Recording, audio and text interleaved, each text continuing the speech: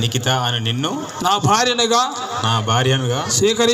స్వీకరించి నా జీవిత కాలమంతయు నీ ఎదుట నమ్మకముగా ఉందునని ప్రమాణము చేయుచున్నాను. ఏం చేసావు? ప్రమాణం చేశాను. ఎవరెదుట? నిఖిత ఎదుట. అబ్బా, మా నిఖితకి అయ్యా వినపడలేదా?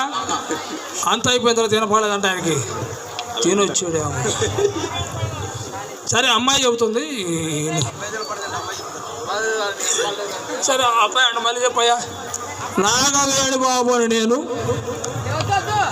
గట్టిగా చెప్పు బాబు. నాగార్జున ఒప్పుకోడు.